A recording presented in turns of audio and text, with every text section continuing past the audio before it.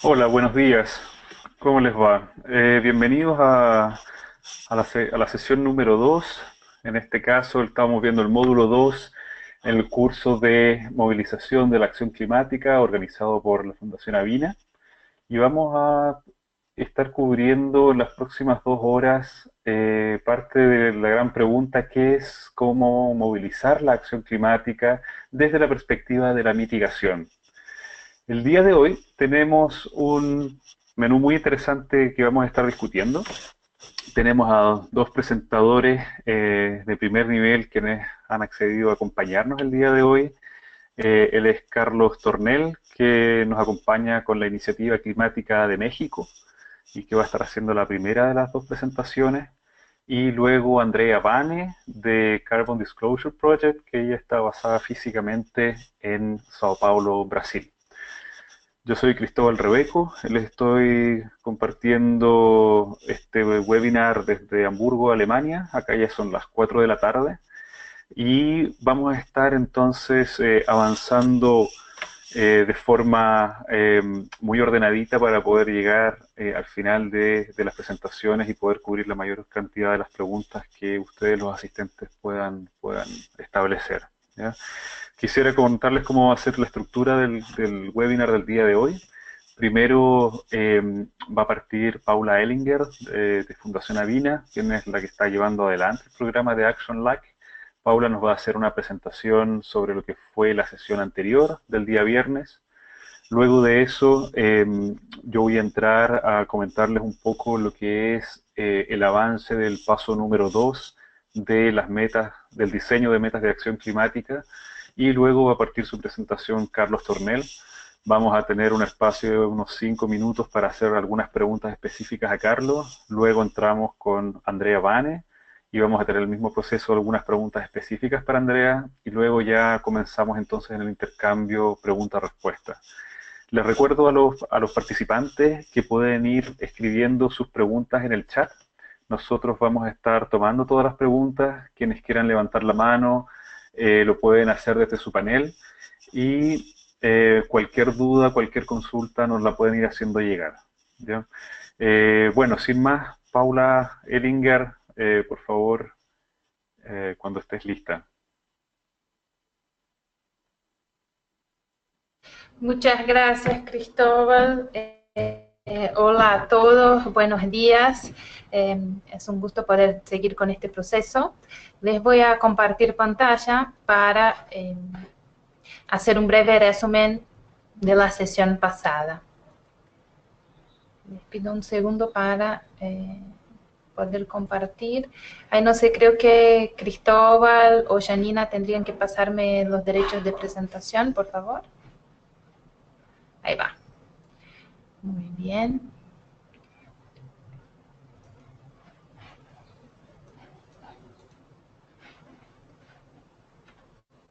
Confío en que puedan ver mi pantalla. Sí, Paula, perfecto. Muy bien. Eh, entonces, no voy a prender mi cámara solo para decir un hola, ¿cómo están? Un gusto.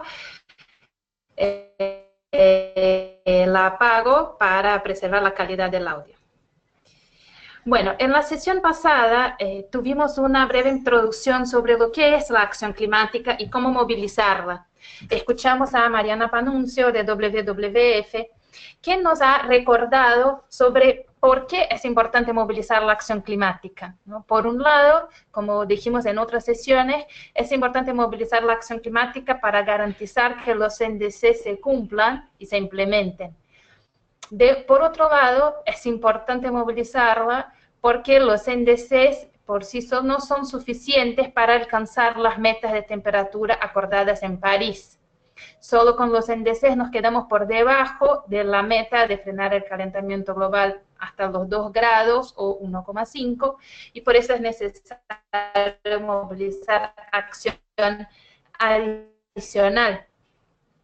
Mariana también nos recordó que la acción climática es un concepto muy diverso, que involucra los objetivos de mitigar el cambio climático para reducir las emisiones de gases de efecto invernadero, así como promover la adaptación y la resiliencia a los impactos del cambio climático. Algunos de los tipos de acción climática que pueden haber están relacionados con la diseminación de conocimiento, la planificación de políticas, el fortalecimiento de capacidades, el establecimiento de normas y estándares, la implementación técnica, el desarrollo de productos, campañas, la producción de conocimientos y la incidencia en políticas públicas. Entonces vimos que son muy diversas las formas que la acción climática puede tomar. A la vez, Mariana también nos recordó que todos los actores tienen un rol a cumplir y los roles son muy distintos, importantes y complementarios. Cada actor tiene una contribución diferente para hacer en el proceso y la acción de cada actor se vincula en un ecosistema como el que enseña este gráfico. Mariana también nos propuso que para elaborar una acción climática e implementarla, hay algunas etapas que se sugiere como parte de un proceso. Estas etapas pueden variar según la metodología y algunas de ellas vemos en nuestro proceso de elaboración de metas de acción climática propuesto en el ejercicio en LAPSIS. Bueno, las etapas que nos propone Mariana son 8. Empezaría con comprender cómo el cambio climático afecta a una institución, sea en términos de los impactos que el cambio climático puede tener, sea cómo la institución en sí impacta al cambio climático, ¿no? Por medio de sus emisiones. Un segundo paso es identificar las opciones de acciones climáticas que una organización puede implementar, evaluar los costos y beneficios de las distintas opciones de acciones de mitigación y adaptación, al mismo tiempo evaluar las capacidades internas para llevar adelante una acción climática, y con base en este análisis de costos y beneficios y capacidades internas, priorizar cuál es la acción climática, cuáles son las acciones climáticas que una organización puede tomar. Una vez priorizada, se parte para la implementación de dichas acciones y enseguida el monitoreo y reporte. Es muy importante monitorear cómo avanzan las acciones a lo largo del tiempo y reportar esos avances a nivel público. A la vez, al monitorear, se puede ir aprendiendo, revisando y adaptando las estrategias y acciones climáticas. Después de la presentación de Mariana, escuchamos de Hernán Blanco una perspectiva más, digamos, de procesos sociales, de psicología social, de cómo movilizar la acción climática. Hernán nos recordaba de que la acción climática implica desafíos importantes. Por un lado, es un fenómeno complejo que requiere que se comprenda sus impactos y su significado. A la vez, requiere de acciones de cambio en un contexto de recursos limitados, ¿no? Con eso es necesario priorizar, y la priorización requiere la coordinación de distintas miradas, intereses y perspectivas. Hernán también nos recordaba que la acción climática implica trabajar con varios sectores de la sociedad, de organizaciones, niveles de conocimiento distintos, y esto en sí es un desafío.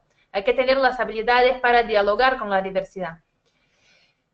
También es importante, al tomar la acción climática, buscar superar miradas y paradigmas tradicionales para promover una nueva percepción de caminos de desarrollo. Y claramente todo esto implica ponerse de acuerdo y actuar coordinadamente entre múltiples actores. Hernán nos recordaba o nos señalaba que el proceso de acción climática es un proceso en sí, por lo tanto es gradual, debe ser transparente, informado, creativo, porque los caminos no están necesariamente dados, inclusivo para incluir todas las miradas y sectores y actores involucrados. Y es un proceso hacia el cambio, en que debemos estar siempre preguntándonos cómo cambiamos, cuáles son las facultades humanas esenciales para un proceso de cambio. En este sentido, nos llevaba a pensar sobre cómo pensamos, cómo sentimos y cómo queremos, ¿no? Son preguntas que tienen que ver con la construcción de relaciones intrínsecas a cualquier proceso colaborativo, ¿no? Hernán nos proponía un triángulo donde vemos que el paso inicial de un proceso de cambio colaborativo es la construcción de relaciones entre actores. Después, la exploración de posibilidades de cómo actuar para enseguida poder realmente implementar acciones y coordinar acciones de cambio. Hernán proponía algunos pasos para un proceso participativo, ¿no? Sugiriendo que es necesario tener un mandato para actuar, armar un equipo para actuar. Con un equipo armado, definir e implementar una estructura de gobernabilidad donde esté claro qué actores toman qué roles. Identificar y juntar a todos los actores relevantes para tomar una acción. Si es una acción a nivel de una organización, puede involucrar distintos departamentos de una organización. Si es una acción a un nivel público, colaborativo, implica reunir actores de distintos sectores. Establecer las reglas del juego, diseñar el proceso, sabiendo que este proceso puede cambiar a lo largo del camino. Prevenir y manejar conflictos y a lo largo de todo el proceso ir evaluando y ajustando. Hernán nos señalaba que distintos tipos de conflictos pueden surgir cuando hablamos de acción climática. Pueden ser conflictos de datos, conflictos de valores o conflictos de intereses. Y que pueden tener que ver con los aspectos como los datos, valores e intereses se presentan, el exceso de datos, valores o intereses, o la falta de los mismos. Y por fin nos recordaba que una de las grandes barreras para la participación constructiva en dirección a la acción climática son las percepciones distorsionadas y distintas que los varios actores tenemos en relación a un determinado proceso. Y nos invita a pensar cómo es que cada uno percibe el cambio climático, sus efectos sobre la sociedad, y en este sentido trabajar sobre las percepciones también. Bueno, eso fue algunas de las ideas fuerza de la sesión pasada, y con esto les dejo para la sesión de hoy sobre mitigación. Muchas gracias. Muchas gracias, Paula, por esta descripción muy certera de lo que fue la sesión anterior. Quisiera entonces, bueno, primero que nada saludar a algunos amigos que han ido sumándose, entre ellos principalmente a los colegas de Costa Rica que han tenido una semana bastante dura. Aquí está Luis Pérez desde Monteverde, quien por fin pudo recuperar electricidad e internet para sumarse, así que bienvenido también a a todos los participantes que están acá, ¿ya? Vamos a entrar entonces a una primera explicación sobre algunos temas bien concretos que tenemos que ir trabajando durante esta semana, puesto que ya partiremos la próxima semana con ya lo que sería el módulo 3, ¿ya? Recordemos dos cosas que son importantes para el curso. La primera, que tenemos que diseñar metas de acción climática, y la segunda, que también esperamos que alguno de los participantes pueda participar en la COP23 de Bonn, ¿ya? Entonces, quisiera pedirles solamente recordarle a los participantes que esperamos que esta semana nos puedan enviar una carta de expresión de interés. Quienes estén interesados en participar, vamos a estar eligiendo las mejores expresiones de interés para ver cómo podemos acercar a alguno de ustedes a la COP23 acá en Alemania. Y también recordarles que se ha extendido el plazo para entregar el segundo paso tanto de acciones de adaptación como de mitigación, y la nueva fecha es para el lunes 16, vale decir el próximo lunes, ¿ya? Entonces estamos corriendo todos los tiempos una semana, dado que hemos tenido bastantes peticiones de algunos de ustedes que, bueno, por fuerza mayor, tanto colegas en México, Costa Rica y en otros países han tenido que atender otros asuntos, por lo cual también estamos conscientes de que es importante que, bueno, puedan atender las prioridades que van teniendo, ¿ya? Quisiera tomarme un par de minutos solamente para entrar en lo que es el segundo paso del diseño de metas de acción climática, en lo que es el trabajo de mitigación, puesto que sería lo que esperaríamos que ustedes hagan esta semana, ¿ya? Dentro de lo que ya ustedes han enviado, tenemos varias iniciativas muy interesantes que se han mandado. Tenemos más de casi 50 que han llegado hasta ahora, lo cual para nosotros es un número muy significativo, muy importante. Y lo que han hecho hasta ahora, el primer paso fue identificar al equipo y también reconocer y entender cuál iba a ser el alcance del trabajo, ¿ya? Y ahora el paso número 2 ya entra en lo que es la identificación, la selección y la validación del tipo de emisiones y dónde las vamos a estar midiendo, ¿ya? Entonces, lo que esperaríamos que ustedes hicieran esta semana es que dentro de el Excel que ustedes pueden bajar desde la página del APSIS, les recordamos que ahí está toda la información, cuando ustedes entran a la sección de tareas, pueden bajar toda la información que necesiten. Esperaríamos que esta semana ustedes pudieran hacer un primer análisis de una matriz de emisiones, ¿ya? Entonces, dentro de los temas que van a estar viendo es, primero que nada, tomar la decisión si es que van a estar trabajando sobre las operaciones de su institución eh, dentro de lo que son la institución misma, vale decir, por ejemplo, si tenemos una organización, estamos midiendo solamente las emisiones de nuestra organización de forma interna, o si vamos a medir también el impacto del alcance de nuestro trabajo, vale decir, por ejemplo, si trabajamos con distintos proyectos en distintas zonas de la ciudad o del país, poder también entender cuál es realmente el impacto de esas emisiones. Les pongo el ejemplo, si es que van a trabajar, por ejemplo, en un proyecto de reciclaje de residuos, bueno, también eso tiene una implicancia con un municipio, lo más probable, por lo tanto, el actuar de una institución va más allá de lo que es la frontera física e institucional, ¿ya? Entonces, un poco lo que esperaríamos es que ustedes puedan tomar la decisión sobre el tipo de emisiones con las que van a estar trabajando, si es que son emisiones directas de gases de efecto invernadero o si es que son emisiones indirectas, ya vale decir emisiones directas que son fuentes que son propiedad o que están directamente controladas por la organización, o las fuentes indirectas que son las emisiones a consecuencia de las actividades que realiza una organización, ¿ya? Eh, Dentro de eso, nosotros hemos facilitado una calculadora de huella de carbono, la cual es muy sencilla, que trabaja con, voy a empezar a hablar con algunos terminología técnica, con los factores de emisión, eh, que entrega el panel intergubernamental de cambio climático. Los invitamos a que quienes conozcan los factores de emisión que ha desarrollado su propio país puedan utilizar aquellos.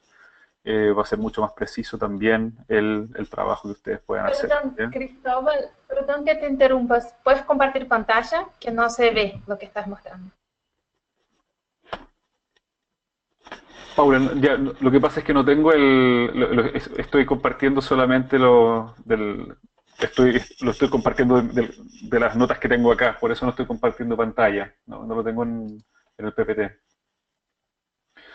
Eh, entonces, un poco la idea de este ejercicio es que podamos realmente poder limitar y entender de mejor manera con qué tipo de emisiones vamos a trabajar y con qué alcance vamos a estar trabajando, ¿ya?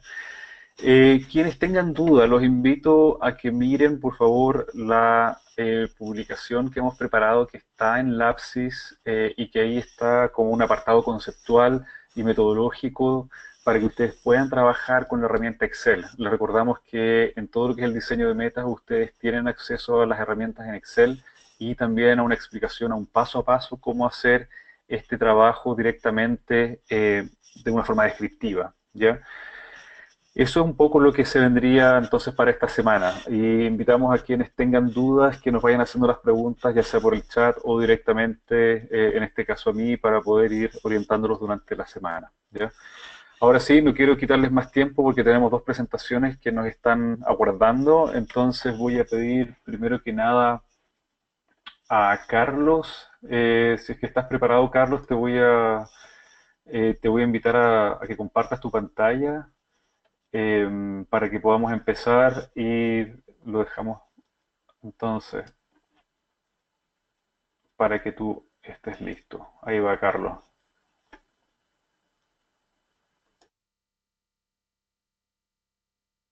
¿Me escuchan? No sé si... Ahora te escuchamos, Carlos, sí.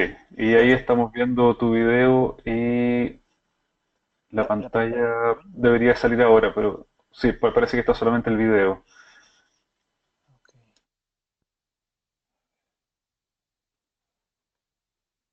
Ahí sí, Carlos, ahí ya podemos ver y solamente si pones en modo de presentación ya podemos ver tu pantalla.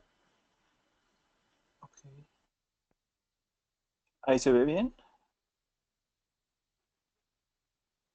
Perfecto, Carlos, sí, perfecto. Perfecto. A ver, déjame más ponerla de otra forma. A ver, ¿ahí lo ven bien? Sí, perfecto, Carlos. Perfecto. Muy bien, pues primero que nada, pues muchas gracias a Dina y al jefe LAC por la invitación a participar en este seminario. De lo que puedo escuchar, pues la verdad, felicidades, suena muy, muy interesante y creo que las tareas son bastante actuales y necesarias, ¿no? Entonces, pues es un gusto estar aquí con ustedes. Yo hoy les voy a platicar un poquito cómo nosotros vemos una interacción entre las medidas de mitigación y adaptación y qué retos principales vemos en el contexto latinoamericano, ¿no? Creo que va a sentar muy bien con las otras dos presentaciones de las que hablaba Paula, así que creo que podemos tener un muy buen diálogo en este proceso. Entonces, bueno, sin más preámbulos, yo soy Carlos Tornel, participo en una organización aquí en México que se llama Iniciativa Climática de México, y pues este es el tema del que les voy a hablar, ¿no? Entonces, ya entrando en detalle, pues, ¿cómo vemos este tema de la mitigación y la adaptación?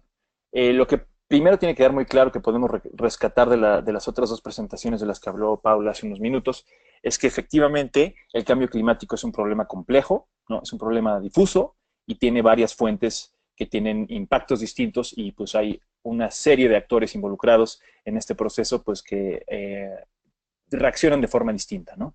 Entonces, cuando hablamos de qué tenemos que priorizar, a qué le vamos a dar un impacto o qué le vamos a dar más importancia sobre una cosa sobre otra, el tema de la adaptación y mitigación siempre surge como pues una especie de problema, ¿no?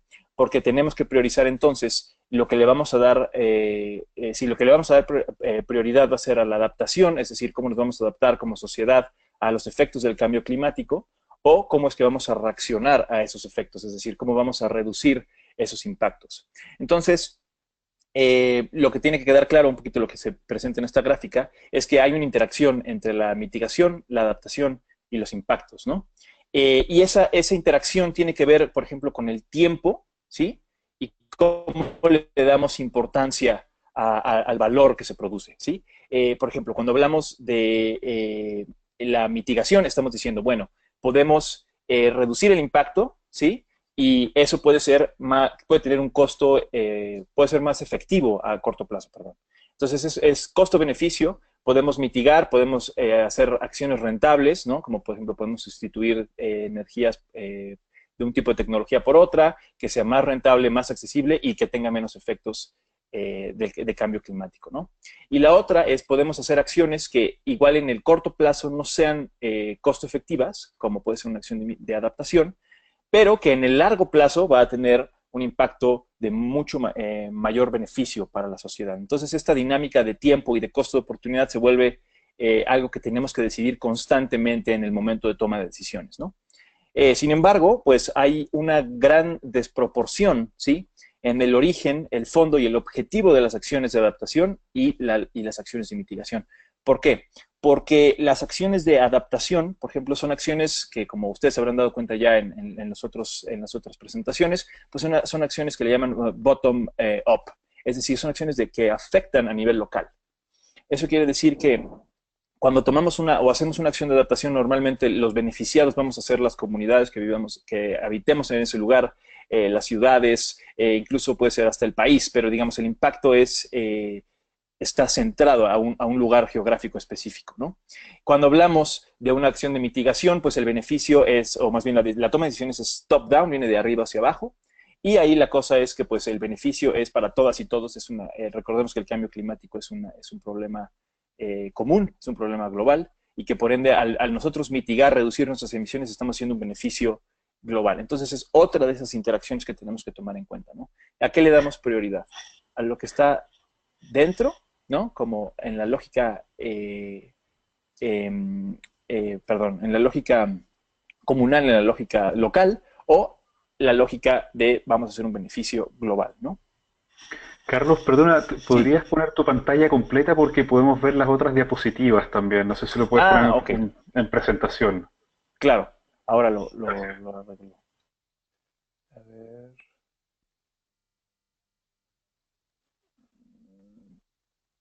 déjenme ver.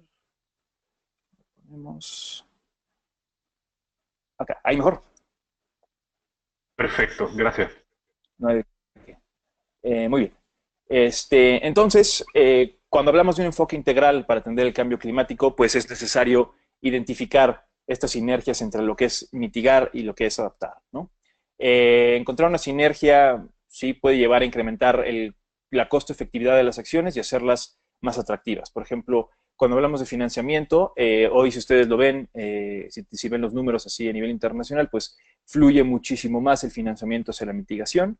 Esto es porque les decía, son acciones costo efectivas, son acciones que pueden ser más rentables y que tienen un interés pues para invertir, para inversionistas, para desarrollistas. En cambio, las acciones de mitigación pueden ser acciones, por ejemplo, de fondo perdido, es decir, que tengamos que invertir en adaptarnos a los cambios que produce el cambio climático y en ese sentido la rentabilidad es menor. Por ende, sí hay un mayor interés a nivel internacional de mitigar, por ejemplo.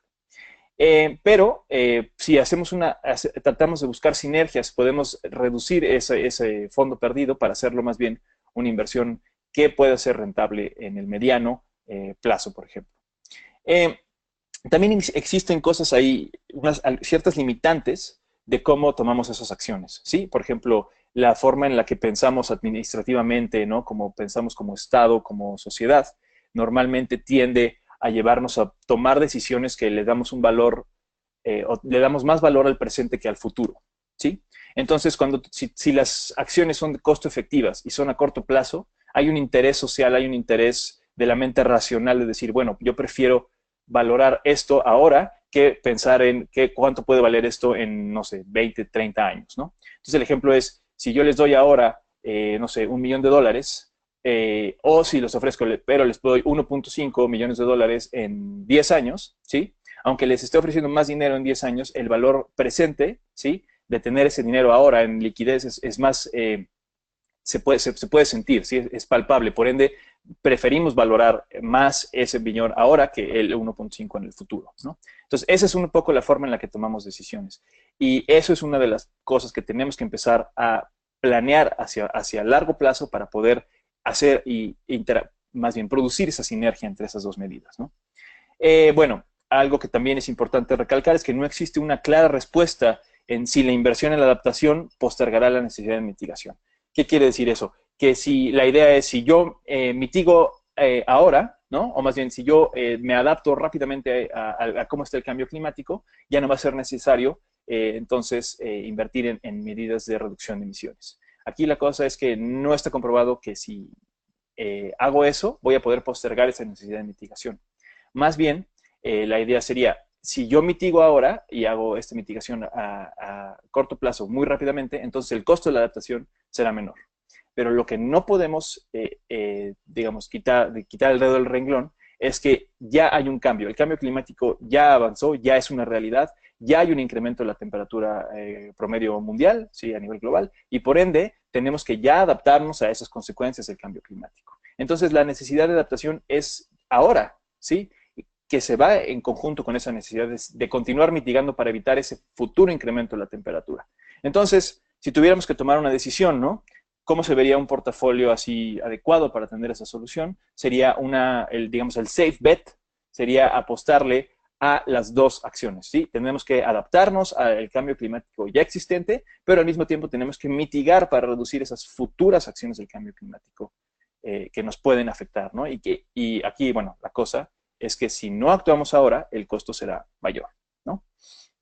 Entonces, los factores que empujan por ambas opciones son similares, ¿sí? Sin embargo, el interés puede ser distinto. Aquí, como ya les había dicho, ¿no? Las acciones de mitigación son más atractivas en el corto plazo y las acciones de mitigación no siempre son, pero pueden ser invenciones que tengan impactos en el largo plazo. Entonces, voy a la siguiente. Muy bien. Espero que vaya a haber una discusión al ratito, por eso estoy yendo un poquito rápido, pero con muchísimo gusto podemos seguir discutiendo cualquiera de estos temas, ¿no? Entonces, ahora trato de bajar esta lógica hacia el contexto en América Latina y el Caribe, ¿sí?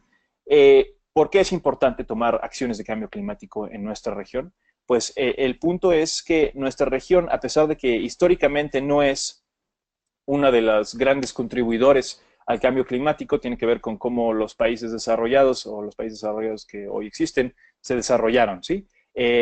América Latina empieza un desarrollo, digamos, posterior y por ende no es un representante histórico de las emisiones a nivel global, ¿sí? Sin embargo, esa condición de cómo se produjo el cambio climático hoy nos hace altamente vulnerables socioeconómicamente, demográficamente e incluso por la forma en la que el clima es parte de nuestras vidas todos los días, pues somos particularmente vulnerables a esos efectos, ¿sí? Entonces, eso nos presenta en una situación compleja. ¿Por qué? Porque históricamente no somos responsables, pero para evitar ese cambio climático futuro sí tenemos una corresponsabilidad y al mismo tiempo, si no actuamos, los efectos del cambio climático pueden ser mucho más negativos para nosotros que para aquellos que en primer lugar pues son responsables históricamente del cambio climático.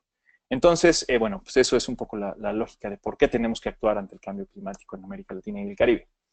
En 2011, por ejemplo, las emisiones a nivel mundial alcanzaron 45.4 gigatoneladas de CO2 equivalentes y América Latina fue responsable aproximadamente del 9%, ¿sí?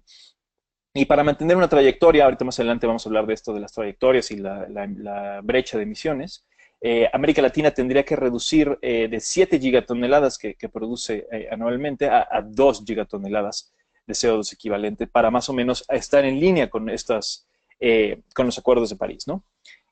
Aquí, como pueden ver, un poco regresando y retomando lo de la diapositiva anterior, la CEPAL pues hace este estudio del impacto del cambio climático en América Latina y dice, bueno, la consecuencia de no actuar ante el cambio climático puede costarnos entre el 1.5 y el 5% del PIB regional al 2050.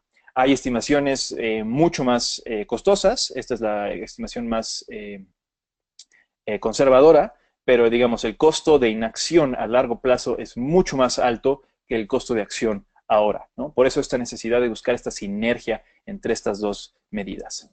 Sin embargo, bueno, hay aquí una complejidad adicional, si se le quiere ver así, que es que frente al cambio climático, pues la región enfrenta además dos retos fundamentales. Uno que tiene que ver con que tenemos que producir o reducir nuestras emisiones, ¿sí? Mientras reducimos las inequidades y las desigualdades sociales, ¿sí? Hay una presente desigualdad en la región que no podemos ignorar y además esa desigualdad es también una forma de vulnerabilidad ante el cambio climático, ¿sí? Porque la gente que tiene menos, que vive en condiciones, en lugares donde habrá una mayor intensidad de fenómenos naturales, será más afectada por ese incremento de la temperatura, ¿no? Y pues tenemos que hacer este proceso de reducción de emisiones, tenemos que hacer esta forma de reducir desigualdades a través de un desarrollo bajo en carbono, ¿sí? Que establece las emisiones de acuerdo a lo requerido en la ciencia y los compromisos internacionales, pero también en la forma en la que consumimos y producimos en la región. Muy bien. Bueno, esa es un poco la justificación de esta presentación. Ahora les quería presentar nada más un ejemplo muy rápido de la región, de cómo, por ejemplo, en el sector energético hemos podido atender esta necesidad de reducir emisiones. Y luego me gustaría además platicar un poco sobre los NDCs de América Latina y esto que ya comentaban de cómo cumpliríamos con las necesidades del Acuerdo de París. Entonces me voy un poco rápido. En América Latina, ¿no? El problema energético. La principal fuente de emisiones está en el sector de energía, responsable del 42% de las emisiones totales en toda la región. Y, por ejemplo, yo les doy el ejemplo de México. Disculpen que use el ejemplo de México, pero como es el que tengo muy claro, se los puedo decir.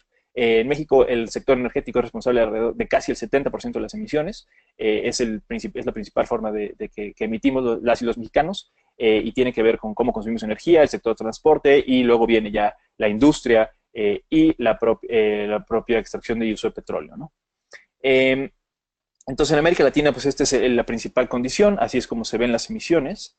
Y que ha sido pues la forma en la que hemos, digamos, tratado de atender este problema es primero reducir el uso de combustibles fósiles, ¿sí? Y esto tiene que ver con ampliar las fuentes de energía renovable y la eficiencia energética como una forma de mitigar o, digamos, modificar esas formas de consumo.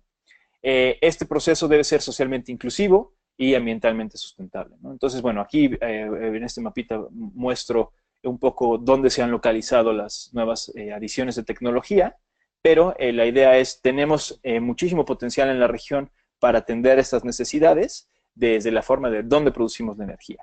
Entonces, la cosa es ahora modificar no solamente la producción, de dónde viene esa energía que producimos, sino cómo consumimos esa energía, ¿sí? Y aquí, bueno, pues hay alternativas interesantes, ¿no? Las políticas públicas ofrecen una nueva condición para acelerar esta penetración de energías renovables y pues aquí hay varios instrumentos tanto de mercado como de gobierno que se han utilizado para pues incentivar e impulsar ese desarrollo, ¿sí? Es importante recalcar aquí velozmente que no necesariamente creemos que un instrumento sea mejor que otro, sin embargo sí creemos que al menos nosotros tenemos esta percepción que al menos es importante tener una base, un comando y un control que se produzca a través del Estado y ya después comenzar a implementar otras medidas de mercado, ¿no? Aquí les pongo un ejemplo. La necesidad de establecer objetivos nacionales en materia de energía renovable, es decir, poner metas claras y definirlas a nivel estatal es fundamental pues para empezar a impulsar esta transición energética, ¿sí? Si proporcionamos esta trayectoria de cómo se va a evolucionar ese mix energético, cómo se va a componer la matriz energética, ¿sí? Podemos indicar o mandar una señal muy clara a todos los desarrolladores hacia dónde queremos ir y cuáles son los objetivos a nivel nacional, ¿no? Entonces, es importante recalcar que pues ahora en América Latina 19 a 20 países cuentan con objetivos de energías renovables. O sea, ya es un proceso que se está adecuando constantemente. Otra forma es establecer políticas y leyes de energías renovables, ¿sí? En América Latina hay 10 países que ya tienen leyes o estrategias y 7 cuentan con leyes específicas por tecnología. Por ejemplo, en México, otra vez disculpando por el ejemplo, pero tenemos una ley de transición energética en donde ya nos dice específicamente que a través del uso de energías limpias, bueno, aquí desafortunadamente nuestra definición incluye nuclear y captura y secuestro de carbono, pero a través de esas energías tenemos que generar el 35% de la electricidad al 2024. Entonces ya tenemos una meta clara que nos está impulsando tanto en el sistema de mercado como en la obligación del Estado de asegurar el cumplimiento de esa meta. Se vuelve un proceso vinculante y eso es muy importante. La otra es generar un acceso al financiamiento.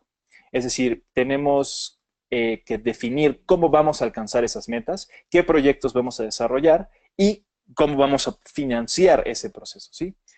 Hasta ahora hay 14 países que han creado fondos o mecanismos públicos que permiten financiar esos proyectos y, por ejemplo, aquí de nuevo en mi ejemplo mexicano, pues tenemos fondos específicos, tenemos planes estatales, hay un plan de transición energética, un programa especial de transición energética y tenemos una estrategia para atender esos problemas, ¿no?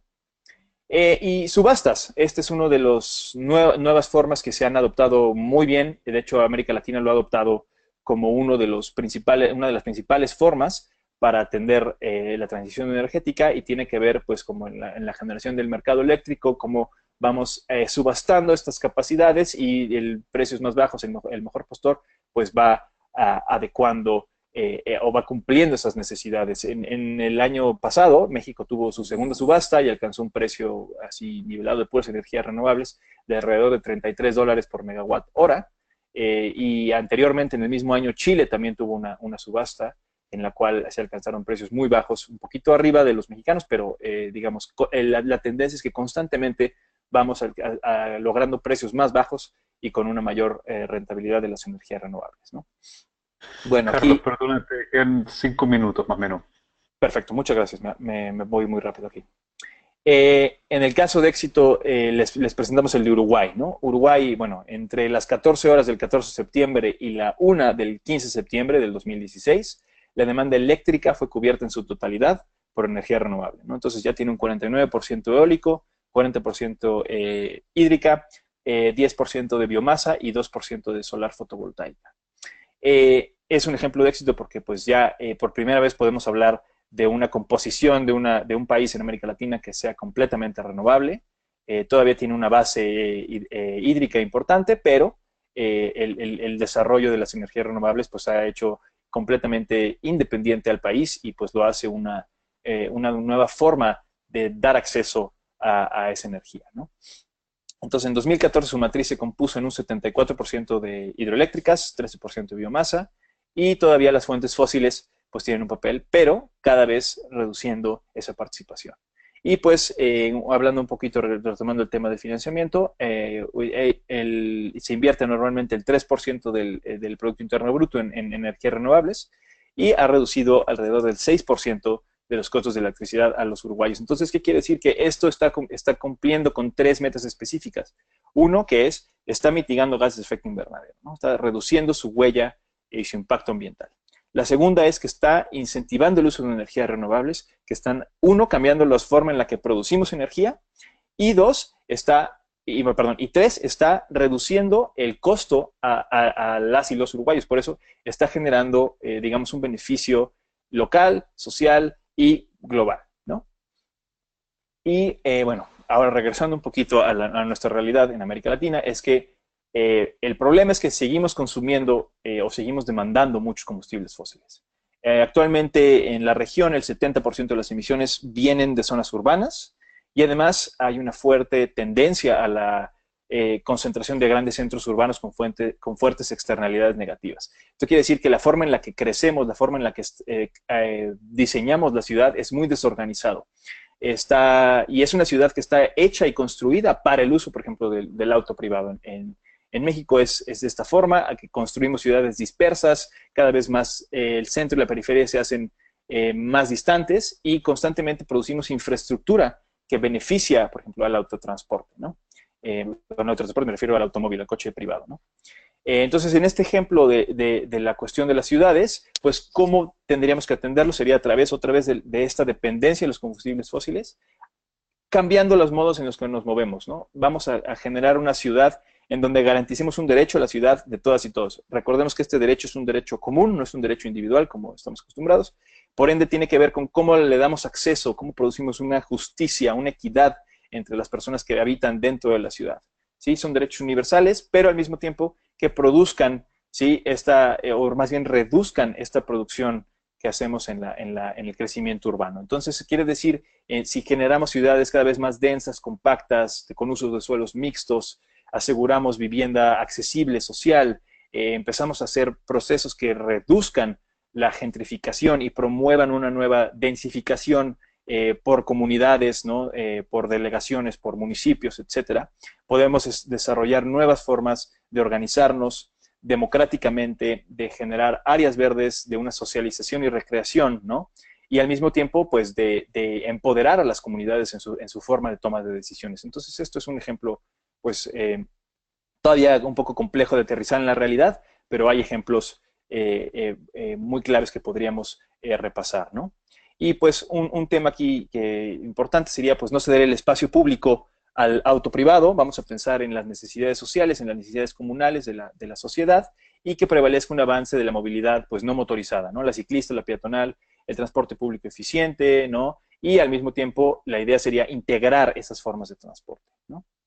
Y ya aquí voy a cerrar, simplemente hablar un poquito de los retos, los NDCs, que ya habían platicado en la otra sesión, y cómo es el contexto en América Latina. Entonces, como les dije anteriormente, ahorita hay una brecha importante de emisiones. Este es el reporte de la brecha de emisiones del Programa de Naciones Unidas para el Medio Ambiente, que se publicó el año pasado, y básicamente nos dice que para cumplir las metas del Acuerdo de París todavía estamos muy lejos, ¿sí? Si queremos cumplir la meta de los 2 grados, estamos todavía con una diferencia entre 12 y 14 gigatoneladas, y si queremos cumplir la meta de los 2 grados, estos al 2030 con una trayectoria del 2050, tendremos que reducir entre 15 y 17 gigatoneladas anualmente, ¿sí? Entonces, para que se den una idea, tendríamos que reducir, México emite como 600, 700 megatoneladas, tendríamos que reducir casi, para que se den una idea, como 17 Méxicos para cumplir la meta de los 2 grados y alrededor de 20 para cumplir la meta del 1.5, ¿no? Entonces todavía, digamos, esta brecha es muy grande, pero bueno, esto es a nivel global, ¿no? La gran pregunta es, ¿qué le toca a cada quien, ¿no? ¿Cómo definimos qué le toca a América Latina, ¿no? Entonces ya les dije que hay una corresponsabilidad histórica, pero también hay una responsabilidad presente hacia el futuro, ¿no? Entonces, en ese sentido, pues las metas que hemos presentado como países en América Latina, pues todavía son insuficientes. Esta es la nueva forma de medición que tiene el Climate Action Tracker.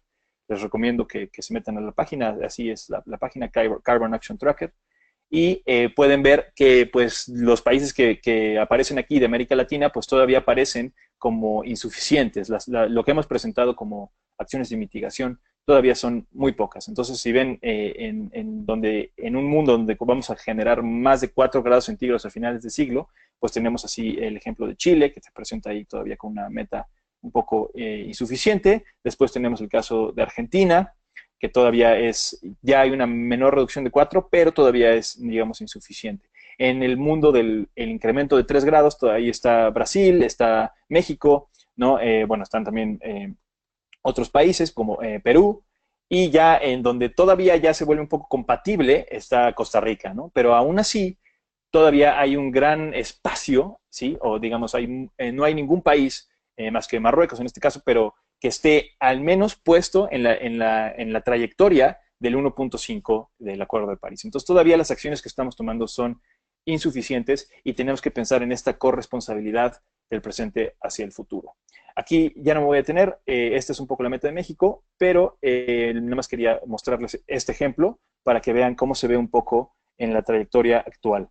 México es ahorita, si ustedes ven, la trayectoria es la línea punteada roja, ahí aparece trayectoria actual, y pues como ven es insuficiente. Todavía estamos por encima del, digamos, el recuadro amarillo del lado derecho, en donde dice compatible con los 2 grados, es decir, tendríamos que generar una meta, ¿sí? En el largo plazo que esté dentro de ese espacio. Ahorita estamos en el límite justo entre el insuficiente y el compatible con los 2 grados. Sin embargo, pues México, junto con otros países, se comprometió en esta coalición por el 1.5 durante la COP21 en París, por ende tendríamos una obligación, una corresponsabilidad, ¿sí? Aunque el Acuerdo de París no obliga a nadie, ¿sí? Esa corresponsabilidad, esa forma voluntaria de aceptar esta meta, pues nos genera una corresponsabilidad con el resto del mundo y por ende nuestras acciones tendrían que asumirse a ese 1.5, es decir, en el recuadro verde del lado derecho.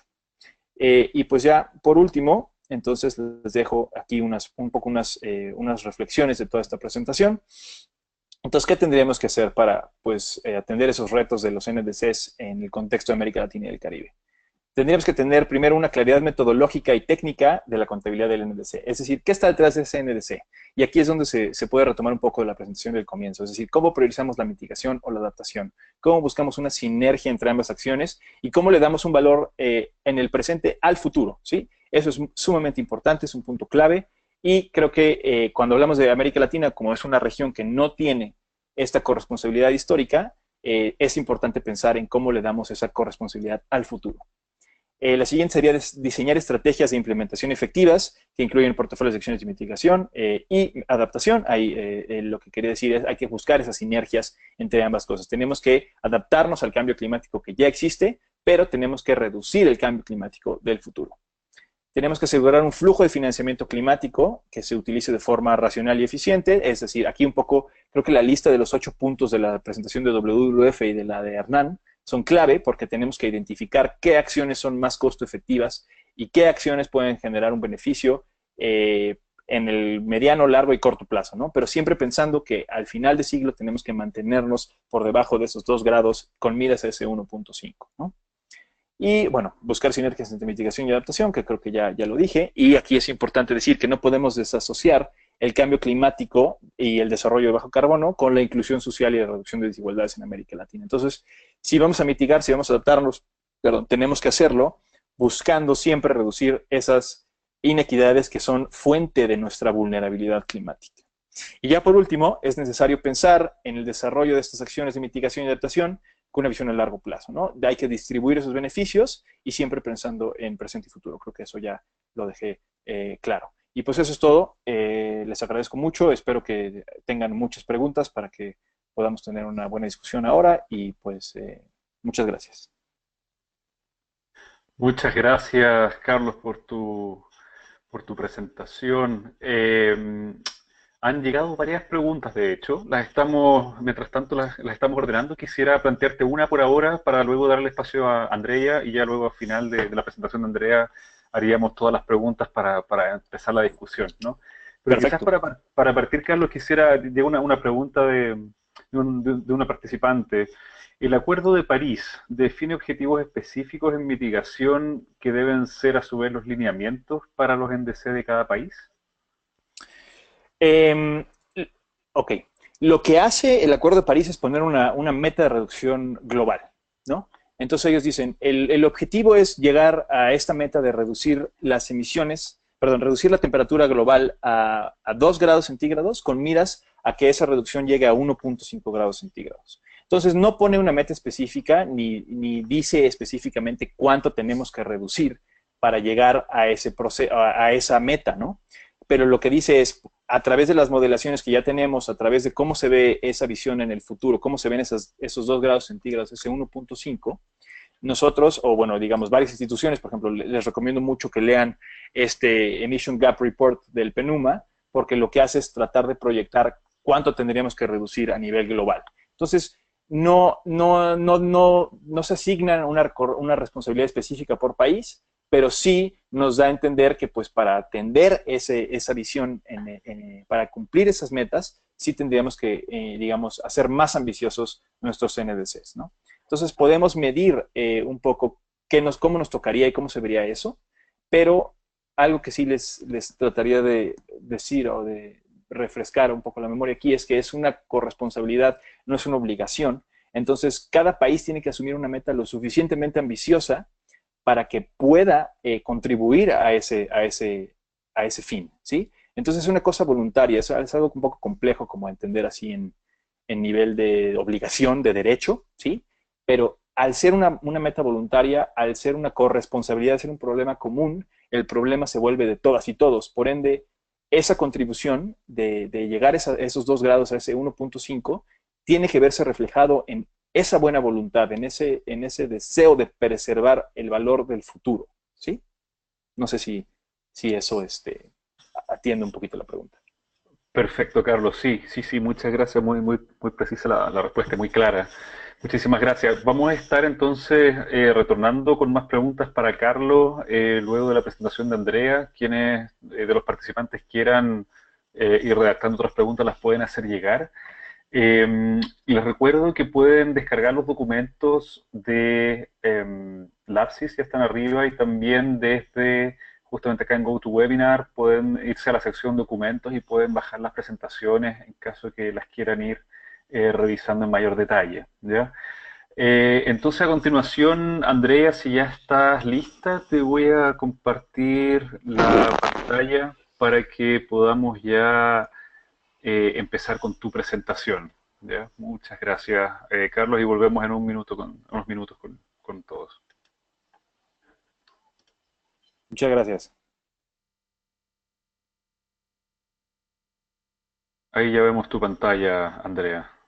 Ah, sí, muchísimas gracias, Cristóbal. Buenos días o buenas tardes a todos.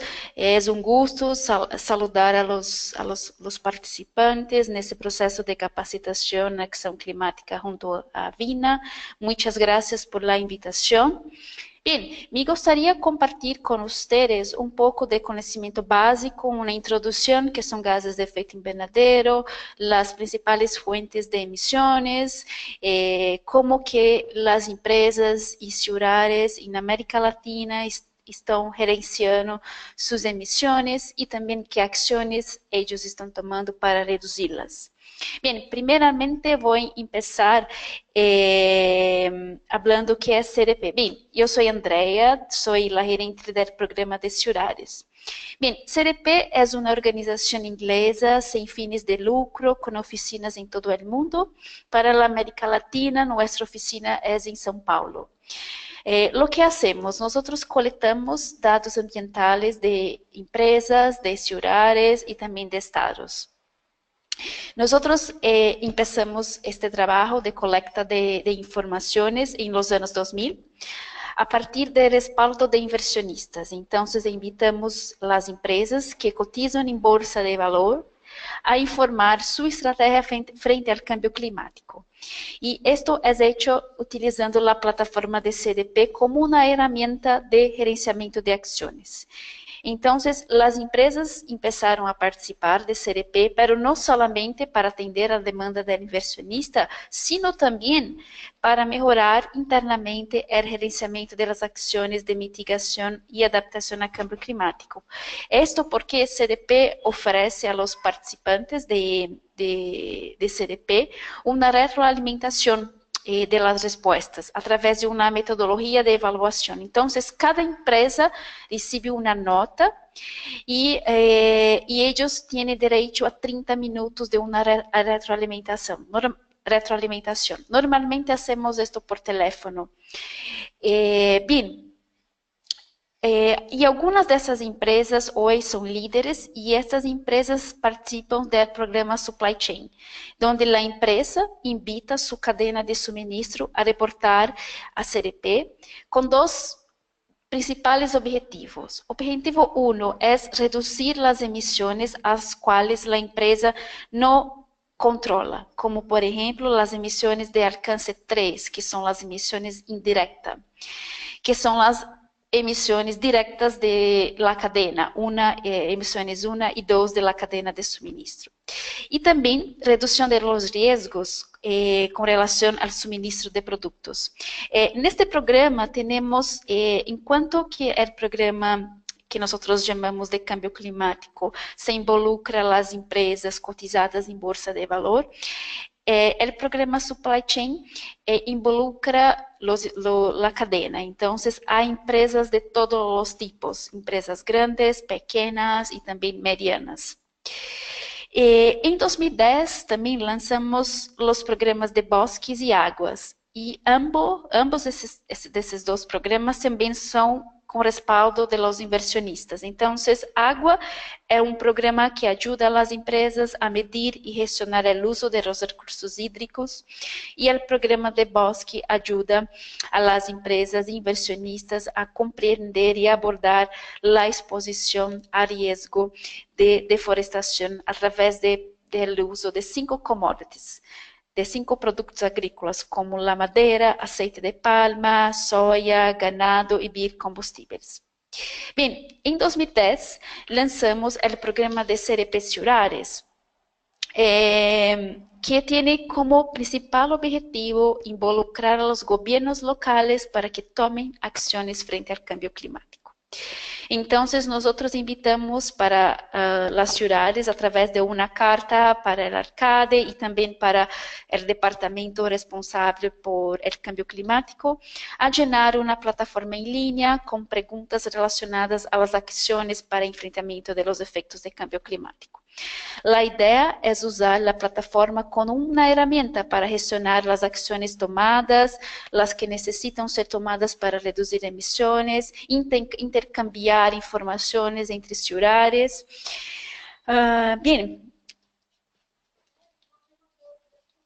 Después voy a compartir con ustedes algunos de los resultados de ciudades y empresas, ¿no? Lo que ellos están haciendo para reducir las emisiones. Bien. Solo para introducir, ¿qué son estos gases de efecto invernadero? ¿No? Son sustancias gaseosas que absorben parte de la radiación infrarroja emitida principalmente por la superficie terrestre. Esto dificulta su escape para el espacio. Y esto impide también que ocurra una pérdida excesiva de calor para el espacio, manteniendo la Tierra caliente. Este efecto invernadero, como ustedes pueden ver, es un fenómeno natural. Este fenómeno ocurre desde la formación de la Tierra y es necesario para mantener la vida en la Tierra. Pues sin él, nosotros la temperatura media de la Tierra sería como, por ejemplo, 30 grados más baja. Esto imposibilitaría la vida en el planeta. Bien, desde la revolución industrial, finales del siglo XIX, la concentración de esos gases sufrió un incremento de 34%. Y el aumento de la concentración de estos gases de efecto invernadero en la atmósfera ha potencializado este fenômeno natural, causando o aumento da temperatura e como uma das consequências o derretimento de los glaciares, impactando também em la concentração de las lluvias em los países. Uno de los gases principales es el CO2, ¿no? Que resulta de la quema directa de combustibles fósiles como carbono, petróleo y gas, utilizados en la producción de energía y también en el transporte. Esta diapositiva ilustra cuáles son las principales fuentes de gases de efecto invernadero. Entonces tenemos los bosques, esto varía mucho de país para país. Entonces los bosques a través de la deforestación, la agricultura y agropecuaria a través del uso de suelo, las emisiones de la ganadería, se debe a la deforestación para obtener nuevos pastos en la Amazonía, por ejemplo. A queima de combustíveis fósiles, como mencionou Carlos, derivados de petróleo, carbono mineral e gás natural, para generar energia, a utilizar para atividades industriais e principalmente para o uso para transporte. Bem, que podemos fazer para combater o calentamiento global? Entonces, hay algunas acciones que pueden ser tomadas desde el gobierno, pasando por el sector privado y también para el ciudadano, cómo reducir las emisiones. Entonces, reducción, por ejemplo, en la deforestación, inversión en la reforestación y también en la conservación de las áreas urbanas naturales, fomentar el uso de energía renovable, como por ejemplo solar, eólica, biomasa y también pequeñas centrales hidroeléctricas. Utilizar el uso, ¿no?, de biocombustibles, etanol y biodiesel y combustibles fósiles como gasolina, preferir el uso de biocombustibles como etanol y biodiesel a combustibles fósiles como la gasolina y el diésel, invertir en la reducción del consumo de energía. Entonces, nosotros vemos tanto em casos de empresas e ciudades que para invertir na redução de consumo de energia não necessita invertir dinheiro. Uma inversão pequena pode generar uma redução de custos e, consequentemente, uma redução de los gases de efecto invernadero. Reduzir e reaproveitar los materiales, invertir en tecnologías de bajo carbono, mejorar en el transporte público con baja emisión. Por ejemplo, hoy algunas ciudades ya están solicitando en su licitación que haga un porcentaje de la flota para buses eléctricos o híbridos. Bien, ¿qué están haciendo las empresas y ciudades para reducir las emisiones? Bien, lo que no se mide no se gerencia. Entonces, es importante medir cuánto estamos emitiendo y así verificar dónde están las oportunidades de reducción de emisión. Lo que voy a presentarles en esta diapositiva, cómo que las ciudades están haciendo para reducir, ciudades y empresas están haciendo para reducir emisiones. En esta tabla que ustedes están viendo, muestra el número de empresas de los programas de CDP Climate Change, que son los programas liderados por inversionistas, y el programa Supply Chain, y de ciudades. Bien, vamos a hablar entonces de empresas. El número de empresas de Climate Change que participan acá en América Latina son 115 empresas, y de Supply Chain son 510 empresas. Y como ustedes pueden ver, el porcentaje de inventario realizado por las empresas de Supply Chain é menor que as empresas de câmbio climático. Isso se deve, como eu mencionei anteriormente, no programa de Supply Chain, a empresas pequenas e médias, e algumas não estão listas ou nunca escutaram falar do tema de câmbio climático. Então, por esta maneira que o número de empresas com inventário e também com metas de redução são menores. Com relação às cidades, o número também não é tão expressivo. Por exemplo, das cidades que participam de CDPs, de 137 cidades, estes são dados de 2016. Okay? Solamente 20% têm um inventário. E desses 20%, só 8 cidades têm uma meta para reduzir emissões. Bem, um inventário de cidades é um pouco mais complexo e custoso comparado com as empresas. E a grande maioria das cidades não tem recursos financeiros ou recursos humanos ou capacidade interna para fazer um inventário. Pero hoje há organizações que são capazes de capacitar o município, a equipe do município, para que eles hagam seus próprios inventários, não necessitando ter que pagar a uma consultoria, dinheiro, né, um recurso bastante grande para hacer seus inventários. Acá é uma lista das metodologias utilizadas tanto por cidades e empresas. São metodologias que foram reportadas na plataforma de CDP. Então, a metodologia hoje recomendada para reportar os gases de efeito invernadero de cidades é o GPC, Protocolo Global para Inventários de Emissões de Gases de Efeito Invernadero à Escala. Esse como le digo, é um protocolo recomendado.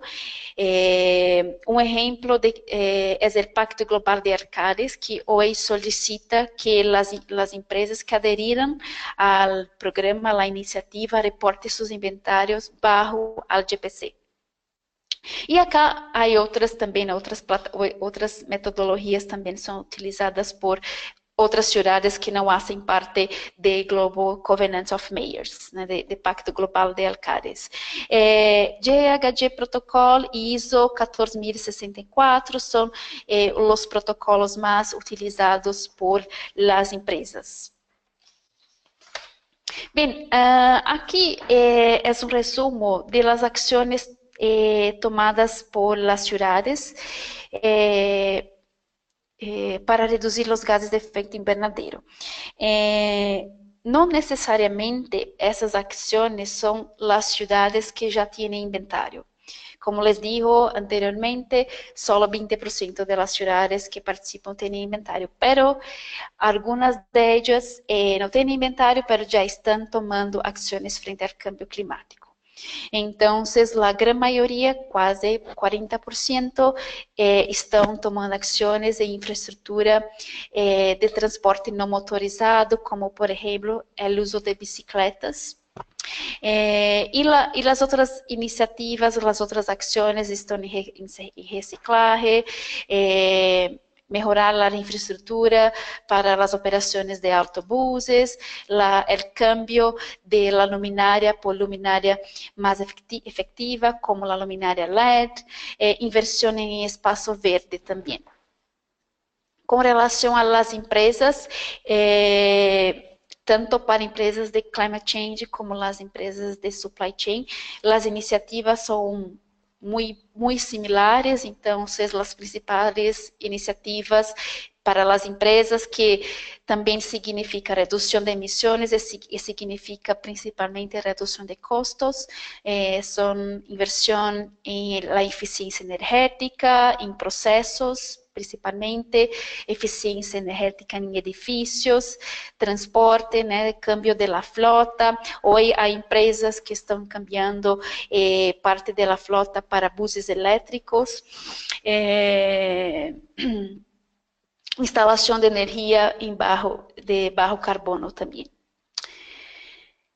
Bem, que é um plano de mitigação? É um plano de mitigação, estabelece uma estratégia que inclui recomendações políticas de como reduzir as emissões de gás efeito invernadero. O plano tiene que involucrar, ¿no?, várias partes interessadas, como departamentos, como as empresas, para evitar a duplicação de esforços. Identifica neste plano oportunidades de redução de custo, porque se vai identificar onde, depois de hecho el inventario, dónde están las oportunidades de reducción de emisiones, ¿no? Esto también demonstra liderazgo de la ciudad o de la empresa que están tomando acciones frente al cambio climático, principalmente en la mitigación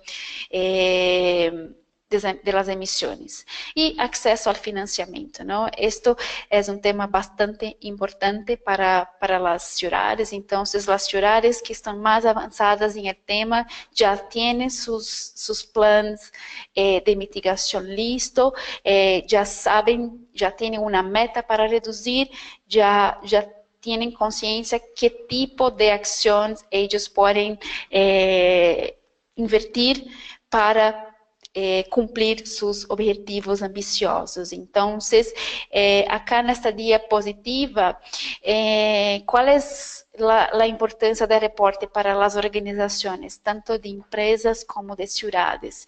Gerenciamiento de las acciones, entonces, a través de la retroalimentación, de cómo que ellos están gerenciando sus acciones frente al cambio climático, si ha alcanzado su meta de reducción de emisión, si no, a também atender a demanda de los inversionistas e a busca de financiamento. Com relação à busca de financiamento, o CDP está trabalhando em um projeto paralelo enfocado em las ciudades. Então, nós chamamos deste projeto Matchmaker Service, que a ideia é poner juntos, é identificar quais inversionistas inversionistas privados, não, estão interessados em invertir em projetos verdes urbanos.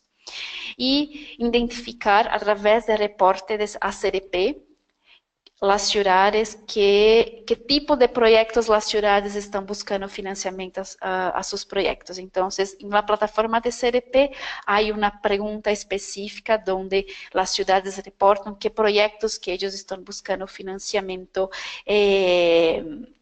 bajo em carbono. Então, a ideia é selecionar esses projetos, identificar quais são os inversionistas que estariam interessados em invertir nesses projetos e fazer o match de los dois. Este ano de 2017 estamos finalizando, né, a recopilação de los dados, pero foram mais de 600 cidades que reportaram a CDP. Tuvimos quase 350 cidades que reportaram seus projetos a CDP, e dessas 350 cidades, a grande maioria está acá na América Latina. Em total, foram mais de 1000 projetos reportados por las cidades. O que estamos fazendo hasta o momento é identificar esses projetos, quais são os projetos que são potenciais para os inversionistas, que podem trazer retorno para os inversionistas, principalmente os projetos de mitigação. Identificar estes e depois fazer como nós estamos criando, como um painel, uma plataforma, nós chamamos de dashboard, onde vamos poner esses projetos allá para que os inversionistas busquem a esses projetos. Bem, esto que tenho que les presentar. Estou acá para responder as perguntas que têm. Muchísimas gracias. Muchísimas gracias, Andrea, por tu interesante presentación. Tenemos bastantes preguntas que de hecho que les queremos estar haciendo. Aprovecho de invitar a todos los participantes a que vayan escribiendo sus preguntas, tanto para Andrea como para Carlos, para así poder ya entrar a lo que es esta sección de preguntas y respuestas. Entonces, Andrea, ¿te parece si voy a presentarte una pregunta primero a ti, luego otra pregunta para Carlos y vamos a ir entonces cambiando uno a uno para darles también el espacio de que pueden ir pensando en las potenciales respuestas? Primero que nada, Andrea, las ciudades, nos están preguntando acá, ¿las ciudades también reciben retroalimentación de CDP? Ah, sí, disculpa, no había mencionado. Nosotros tenemos también, como para ciudades, como para empresas, nosotros también tenemos una metodología de evaluación de las respuestas de las ciudades. Pero, al contrario de las empresas, esta retroalimentación, esta nota que la ciudad recibe no es pública. Lo que estamos trabajando ahora es trabajar una nueva evaluación para las ciudades. Entonces, la idea es, así como hacemos para las empresas, darles, por ejemplo, 30 minutos de retroalimentación por teléfono, además de un informe donde se dice dónde son los puntos de mejoría. Y esto estamos bem, vamos a hacer para 2018. Y también con relación a la nota ser pública, esto es algo que estamos discutiendo internamente. Entonces, como para 2017, para 2018, solo la ciudad tendrá acceso a la nota, ¿no? Diferente de empresas, donde es público esto. Perfecto, perfecto. Y en relación a la misma pregunta, ¿el trabajo de CDP tiene una relación con la iniciativa de Nazca, del Programa de Naciones Unidas para Cambio Climático, en relación al trabajo de las empresas? Sí, la plataforma, las informaciones que están en la plataforma Nazca son las informaciones colectadas por CDP, tanto para empresas como para ciudades. Perfecto, perfecto. Gracias, Andrea. Bueno, Carlos, tenemos algunas preguntas también para ir pasando volviendo al tema de tu presentación. Quizás aclarar un poco algunas acciones que tú consideras pueden ser pertinentes para formar sinergia entre lo que es adaptación y mitigación. Ok. Pues creo que aquí hay cosas que pueden ser muy claras. Por ejemplo, una de las acciones más efectivas es, por ejemplo, la infraestructura. ¿A qué le designamos presupuesto? Es muy importante en la forma en cómo vamos a reaccionar y cómo vamos a utilizar esa infraestructura. Ahora, esa infraestructura, si está destinada, por ejemplo, a un uso que nos incite a usar medidas, por ejemplo, un transporte no motorizado, que nos incite a una movilidad distinta, que no sea basada en combustibles fósiles, o que se fundamente en el uso de energías renovables, va a tener un impacto en mitigación y al mismo tiempo nos va a ayudar a adaptarnos a una nueva forma de crear esa ciudad, ¿sí? Entonces, si esa inversión en infraestructura es, digamos, puede ser una sinergia muy clara entre la forma de mitigar gases de efecto invernadero y al mismo tiempo adaptarnos como ciudad a una nueva dinámica de cambio climático. La otra es, se me ocurren varias, pero la otra puede ser, por ejemplo, el desarrollo de modos o formas de energía renovable, pero descentralizada. Este es un ejercicio muy bonito, además, en el sentido de que es muy democrático, genera una nueva forma de producir y generar energía, ¿sí? Y al mismo tiempo empodera a la gente al momento de generar y producir esa energía. Eso quiere decir que no dependemos del sistema centralizado, no dependemos de las fallas de ese sistema y del control que tiene ese sistema sobre nuestras vidas, sino que producimos una herramienta que nos da, o sea, la energía se convierte en una herramienta, nos empodera con esa herramienta para decir, el sistema que producía esas emisiones ya no depende de mí, sino yo tengo la capacidad de producir mi propia energía y adecuarla como yo prefiera. Y eso es un tema que tiene que ver con mitigación y adaptación. ¿Por qué? Porque la nueva forma de energía es limpia, es renovable, es decir, puede ser solar, que es el ejemplo más claro, y es adaptación porque nos hace no dependientes del estrés que va a tener ese sistema con el crecimiento de la temperatura. Es decir, con el cambio climático vamos a tener que adecuar esos sistemas cada vez más a esa distribución. Entonces, un abasto aislado, una generación distribuida, es una forma de adecuarnos a esas dos cuestiones. Y como yo les decía, es una sinergia porque es costo efectiva, nos genera democratización energética, reduce la pobreza, etcétera, etcétera. Perfecto, Carlos, muy interesante, gracias. Quisiera plantear una pregunta volviendo a Andrea, en este caso. Eh, bueno, en el curso los participantes están en proceso de diseñar metas climáticas. Entonces, Carlos mencionó recién la idea de medidas costo efectivas. Entonces, quisiera preguntarte, Andrea, ¿cuáles consideras tú, o que son de tu conocimiento, o mediante los ejemplos de CDP, que serían las acciones más costo efectivas con las cuales una organización podría comenzar a realizar acción climática? Uhum. Gracias, Gracias, Cristóbal, por la pregunta. Yo creo que una acción que todos pueden hacer, que es de costo prácticamente cero, eficiencia energética, ¿no? Y algunas veces lo que tiene que hacer es ver, por ejemplo, vamos a pensar en una ciudad, en los predios del gobierno local, es identificar cuáles son los predios que bien, están demandando mucho el uso de energía, ¿no? Y verificar cuáles acciones que se puede hacer para disminuir este uso, ¿no?, de energía eléctrica. Entonces, por ejemplo, el uso de aire acondicionado por la noche, eso no es necesario. Dependendo do departamento, se não é um departamento de informática, isso não é necessário.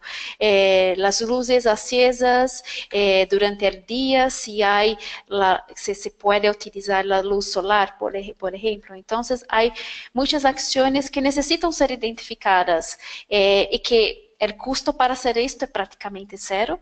Y el retorno de esto es muy grande, ¿no? El costo que la ciudad va a tener, la reducción de costo de pagamento en la cuenta será muy baja en comparación con la anterior. Perfecto, perfecto. Y en línea con lo que serían las acciones cuando una organización mide su huella de carbono, aquí nos está preguntando un colega, ¿cada cuánto tiempo debería volver a realizar una medición de huella de carbono? ¿Tienen ustedes algún estándar el cual pueden recomendar o sugerir? El ideal, por ejemplo, para las empresas, ellos miren todos los años. Y para las ciudades, esto depende a cada 2, 3 años, pero también recomendamos todos los años. Por ejemplo, si la ciudad utilizara GPC como estándar, lo más trabajoso será el primer año, porque donde tiene que identificar cuáles son las fuentes de emisión, dónde buscar los datos para compilar el inventario. Una vez hecho eso, eu creio que se queda mais fácil fazer isto anualmente. Por isso que é muito importante quando, por exemplo, uma cidade elabora seu inventário, é importante o inventário ser feito por la própria equipe e a equipe que se queda em uma cidade. Independente se há cambio de la administração, esta equipe vai permanecer em la ciudad, em el departamento de cambio climático, e vai fazer o update del inventario em los próximos anos. Perfecto, Andrea, perfecto, muchas gracias. Carlos, para ti nos llega una pregunta, esto viene de un municipio, bueno, principalmente en relación a los residuos sólidos, lo cual es una preocupación para los municipios de toda América Latina, pero ante la posibilidad de generar biogás mediante las plantas de tratamiento de aguas residuales, desechos sólidos, que claramente ahí se presentan varias oportunidades. ¿Conocen fuentes de posible financiamiento para ese tipo de proyectos? ¿Hay empresas dispuestas a invertir en este tipo de iniciativas? Eh, sí, pues efectivamente creo que el problema es claro, creo que presenta una acción costo efectiva, como mencionábamos, muy atractiva. Sí conozco listados, por ejemplo, de varios proyectos que ya hay. Conozco algunos en México y otros en América Latina. No tengo específicamente ahorita los nombres, pero con muchísimo gusto podemos, les puedo enviar un reporte en donde aparecen algunos que están financiando esos proyectos. Perfecto, perfecto. Ahí en línea con también intervenciones a nivel urbano, también Carlos, me gustaría mencionarte un comentario y también una pregunta en relación a lo mismo. Una participante menciona la necesidad de impulsar, por ejemplo, proyectos que apoyen la soberanía alimentaria dentro de los centros urbanos, donde claramente el impacto que genera el cambio climático a causa de la urbanización está generalmente justamente haciéndonos perder espacio para cultivar alimentos, ¿no? ¿Puedes referirte sobre proyectos o iniciativas vinculadas a soberanía alimentaria en los centros urbanos y qué tipo de sinergias podrían existir entre adaptación y mitigación en este tipo de proyectos? Claro, digo, ese es un tema maravilloso, creo que efectivamente es así dado en el clavo. Creo que entre ese problema de la seguridad alimentaria y el problema, por ejemplo, del drenaje, son dos claros ejemplos de cómo la condición urbana nos hace dependientes de sistemas que tienen un alto impacto ambiental, alto impacto en cambio climático, ¿no? Entonces, específicamente en el tema de la soberanía alimentaria, me parece fundamental. Hoy las ciudades son los principales consumidores de alimento y casi todo ese alimento se produce en el campo. Es decir, hay 200 grandes compañías que básicamente absorben el 75% de la producción y ese 75% de la producción es lo que constantemente demandamos. Entonces, la, la agricultura urbana, ¿sí? O esa soberanía alimentaria a nivel urbano, lo que produce es primero una reducción de esa dependencia. Al segundo plano, nos empodera a nosotros otra vez desde la forma local, de que le habíamos hablado, del abajo para arriba, del bottom-up, para tomar decisiones locales que tengan un menor impacto de cambio climático. Entonces es una sinergia que además empodera a la comunidad, produce otra vez este proceso de empoderamiento democrático, social, a nivel local y por ende genera un sentido de comunidad. A mí eso me parece fundamental, porque solamente así podemos tomar esas acciones bottom-up. Y sí, efectivamente, también tiene un impacto de mitigación, porque dejamos de depender de todos esos impactos y esas externalidades que tienen que ver, que están relacionadas con cómo importamos esa comida a nivel local. Sí, perdón, a cómo importamos esa comida del campo a la ciudad, sí, de lo rural a lo urbano. Entonces, me parece una gran forma de romper de esta disrupción de esta dependencia y los sistemas. Ejemplos, hay este grupo internacional que se llama, ay, no me acuerdo del nombre, pero ahorita se los escribo, lo tengo aquí en la punta de la lengua, pero sí hay varios ejemplos de cómo ciudades han empezado a fomentar este tipo de proyectos. Por ejemplo, hay varios en la ciudad del este de Nueva York que han tomado estos espacios y los han convertido en espacios de generación de comida para la comunidad. Hay el ejemplo de Grecia, de varias mujeres que se han organizado para tomar los espacios y empezar a producir agricultura local a nivel de la ciudad y empezar a hacer ejercicios de trueque, de cambios y acceso a distintas formas de agricultura. Y hay ejemplos en Estados Unidos pues, más específicos que tratan de impulsar este tipo de agricultura. Entonces, sí, ahorita les paso el nombre, lo tengo aquí apuntado en algún lugar, ahorita lo encuentro y se los envío. Pero sí, me parece que este tema es fundamental. Perfecto, Carlos, muchas gracias. Aprovecho de complementar que, por ejemplo, la ciudad de Quito, Ecuador, tiene una iniciativa muy interesante sobre agricultura urbana y soberanía alimentaria. Los invito también a revisarlo en el portal del municipio de Quito. Eh, Quizás una última pregunta que en este caso, bueno, la vamos a presentar a Andrea. Eh, por dólar invertido, ¿qué disminuye más? ¿Cuál es el potencial de reducción de gases de efecto invernadero por dólar invertido? ¿Existen análisis que se hayan realizado para conocer ese tipo de detalle a nivel de los análisis costo-efectividad? Eu creio que sim, Cristóvão, pero isso depende de cada ação, não? Não tenho acá os números agora aqui comigo, pero sí há esses estudos para ver quanto que vou invertir e qual é o retorno, quanto que vou reduzir de emissões e qual é o retorno em termos de redução de custo. Não tenho acá este número para apresentar-lhes em minha cabeça. Perfecto, gracias Andrea. Estamos llegando ya al final de la sesión de preguntas.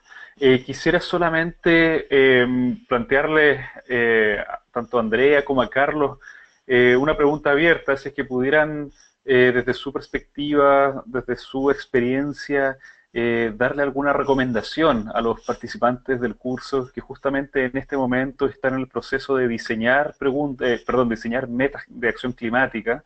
Recordemos que tenemos colegas de municipios, de ONG, de empresas, también de gobiernos nacionales.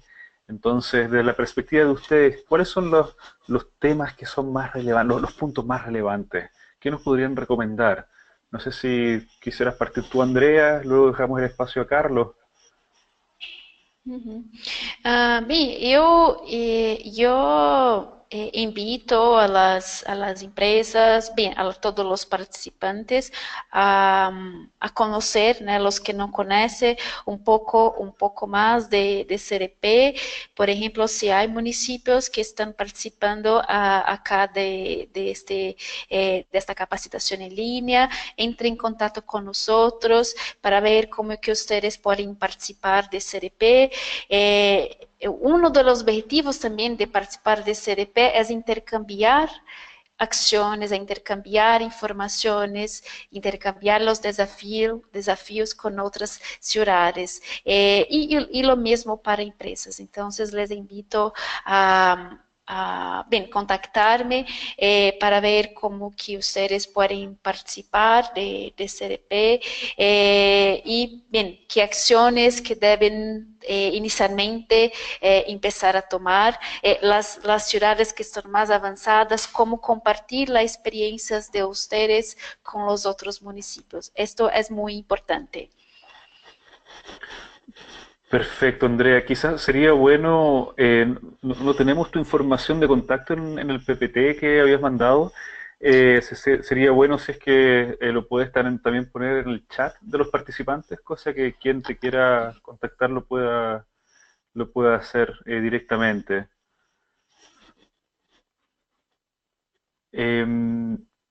De todas maneras, quien quiera el correo de Andrea también nos puede contactar y nosotros se lo vamos a compartir con mucho gusto. Carlos, ¿quisieras referirte quizás a esta pregunta abierta también? ¿Alguna recomendación que nos quieras dar? Sí, muchas gracias, Cristóbal. Efectivamente, bueno, si retomamos un poquito lo que hablamos en la presentación, creo que lo más claro que yo les puedo decir es: recordemos que hay una necesidad de mitigar y una de adaptarnos al cambio climático que ya existe y al cambio climático que va a suceder. Entonces, mi recomendación sería que veamos, tratemos de darle un valor a eso que le vamos a dar valor en el futuro, ¿sí? Pensemos en el valor futuro cuando tomemos decisiones en el presente. Esto es muy importante porque no solamente vamos a hablar de sinergias de adaptación y mitigación, sino de cómo vamos a reducir las desigualdades sociales. Entonces, yo los invitaría a reflexionar en cómo estas acciones pueden generar un beneficio social. Y con eso me refiero a no solamente reducir emisiones para el bien de todas y todos, sino a cómo este proceso de adaptarnos al cambio climático, este proceso de reducir esas emisiones, también nos puede empoderar socialmente, cómo nos puede dar alternativas y formas de cambiar nuestros hábitos de consumo, de repensar nuestro sistema urbano, ¿sí? De repensar la forma en la que consumimos. Este tipo de cosas son fundamentales y son clave para reducir las inequidades. Entonces, yo les invitaría a pensar en esos aspectos. Creo que ahorita surgieron ejemplos muy claros de cómo podemos, por ejemplo, a través de la energía, empoderar a nivel local a las comunidades, a las pequeñas grupos sociales, y que como por ejemplo también la agricultura urbana es un proceso disruptivo, rompe con este proceso de top-down, ¿sí? Yo les invitaría a que las nuevas alternativas que surjan en estos proyectos sean bottom-up. Eso me parece, de abajo hacia arriba, me parece de lo más fundamental y más clave. ¿Por qué? Porque tiene un impacto social a nivel local, y eso es fundamental. Bueno, yo les iba a decir las cosas que quedé pendientes, perdón, de las preguntas pasadas. Les recomiendo que chequen varios de los boletines que hace Vía Campesina. Ahí vienen varios ejemplos de agricultura urbana, en cómo se han implementado en lugares, viene mucho de París, y han realizado varios congresos en donde han presentado esta idea constantemente como una idea innovadora, alternativa a la estructura del capital, etcétera, ¿no? Entonces los invito a que lo puedan ver, es muy interesante. Es Vía Campesina. Y les iba a decir, mi correo también aparecía, escribí mal la última letra de mi correo, ahorita también se los envío por aquí, pero es ctornel@iniciativaclimática.org. Ya, muchas gracias. Solo para complementar las sinergias entre adaptación y mitigación. En mi presentación yo enfoqué solamente en mitigación, pero me gustaría dejar claro que la plataforma de CDP trata los dos temas, tanto mitigación como adaptación. Entonces, buscamos datos tanto acerca de los riesgos, pero también las acciones que las ciudades están tomando para reducir los riesgos de los eventos extremos como lluvias, de las sequías y aumento de la temperatura. Perfecto, Andrea, muchísimas gracias. Bueno, quisiera, en nombre de todo el equipo, tanto de Action Lag, de Fundación Avina, de KEF Lag, todos quienes están participando en el desarrollo de este curso y también de los participantes, agradecer tanto a Carlos como a Andrea por su experiencia que nos han compartido, por el tiempo que se han dado para mostrarnos toda esta interesante perspectiva que han tenido. Solamente quisiera, para poder cerrar ya la sesión de hoy, dejar un par de avisos bastante prácticos para lo que va a ser el resto de la semana. Recordarles que el día miércoles a las 11 de la mañana de Argentina tenemos la sesión de adaptación que va a estar facilitando Paz González y que tenemos dos expositores, Natalie Unterstell y Rosalba Landa, ya quienes nos van a estar compartiendo sus perspectivas del trabajo en acción climática, más que nada centrados en lo que es adaptación. ¿Ya? Entonces los recuerdo, este día miércoles a las 11 a.m. de Argentina, entonces sería la segunda sesión de esta semana. Reiterarles que las metas de acción climática, tanto para las herramientas de adaptación como mitigación, se han extendido para que el paso 2 ustedes lo puedan desarrollar hasta el próximo lunes. Entonces hemos dado una semana más para cada uno de los temas del trabajo que tienen que realizar para el curso. Y también invitar a aquellos que no han presentado su carta de expresión de interés, que les interese ser considerados para poder ir a la COP23 en Alemania, que vamos a estar recibiendo las cartas el día de hoy. Les rogamos, por favor, que quienes no alcancen a entregarlas el día de hoy puedan avisarnos para poder estar seguros que a más tardar mañana ya podríamos tener estas cartas. Es interesante que las manden para que nosotros también podamos evaluar y ver quién de los participantes va a poder ser la persona que vaya a mostrar su trabajo en Bonn, ahora en noviembre. Entonces, bueno, sin ninguna otra cosa en particular, les reitero nuestros agradecimientos a todos por estar acá y nos estaríamos viendo entonces otra vez el día miércoles. Que estén muy bien y muchas gracias por participar.